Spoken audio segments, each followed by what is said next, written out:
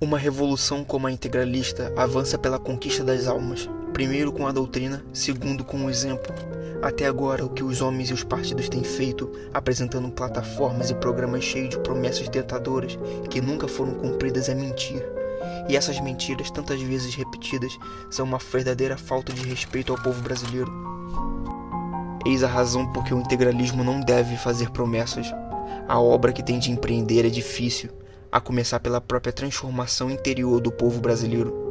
É uma obra que dará grandes resultados, mas que depende de grandes sacrifícios. É necessário arriscar-se e correr perigos para realizá-la. E o integralismo não mente nem falta ao respeito ao povo brasileiro, convidando-o para o sacrifício e a dor pela libertação do Brasil.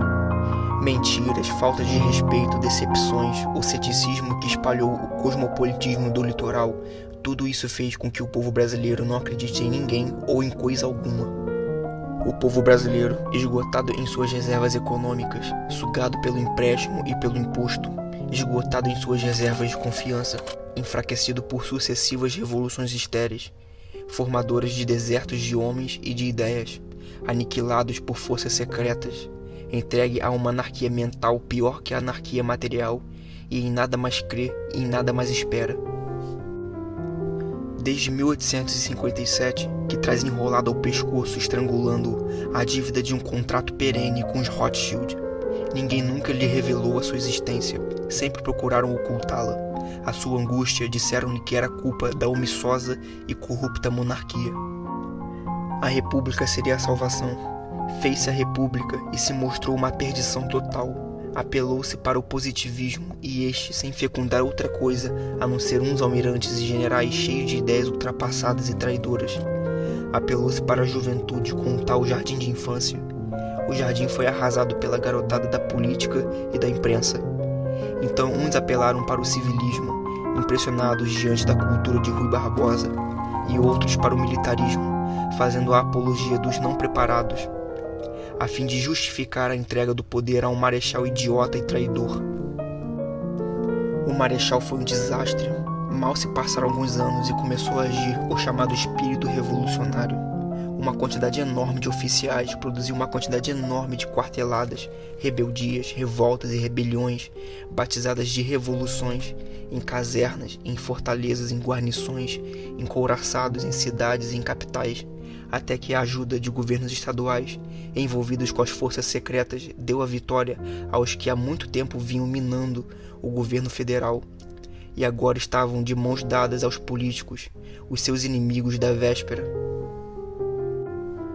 Não se discutem os atos de bravura, sacrifício e heroísmo de muitos desses homens. Discutível, porém, é a orientação do seu revolucionarismo. Faltava-lhes de tal modo a segurança de uma doutrina que nunca puderam ou souberam explicar o que era o espírito revolucionário de que tanto falavam, que uns foram achar no comunismo e outros em ideologias falsificadas. A Revolução de 30, como a República, o positivismo, o jardim de infância, o civilismo, o militarismo e o espírito revolucionário, não salvou coisa alguma e, pelo contrário, preservou o que havia de ruim e destruiu o que havia de melhor. Nunca houve no Brasil o maior deserto de homens e de ideias. O povo não pode mais acreditar da noite para o dia em homens e ideias. Está cansado de promessas mentirosas e de esperanças vãs e de desenganos dolorosos. Exigir que acredite no integralismo e querer que se faça rapidamente uma revolução integralista seria tolice. O integralismo compete fazer com que o povo brasileiro acredite nele e por ele se sacrifique. E isso somente conseguirá pelo exemplo. O melhor oficial de sua classe, o funcionário mais cumpridor de seus deveres e de sua repartição, o operário mais trabalhador e mais digno de sua oficina, o mais expedito e honesto empregador de seu escritório, o melhor cidadão, o melhor homem, o melhor filho, melhor marido e pai. Assim, os integralistas serão apontados a dedo. Aquele é capaz de atos dignos porque é integralista. Aquele é incapaz de atos indignos porque é integralista. Não se salva, não se constrói uma nação com leis, com estados de sítio ou de guerra, mas com doutrina, com moral, salvando primeiro os homens que constituem a nação. Não se regenera um povo senão regenerando os indivíduos um a um. A revolução integralista é essa regeneração pela disciplina, pela honestidade, pela bondade, pelo sacrifício e pelo heroísmo. Na sua projeção sobre o cenário político e social, a revolução integralista vencerá, sem dúvida, prosseguindo na ordem até o momento de substituí-la por uma ordem nova, por uma infiltração e saturação. O integralismo crescerá dentro do Brasil, alimentando-se com as forças do próprio Brasil, até o dia que destruirá suas amarras e gritará o seu anauê triunfal à luz do sol. Então terá absorvido a nação. Somente restarão irredutíveis as amarras, irredutíveis e inúteis.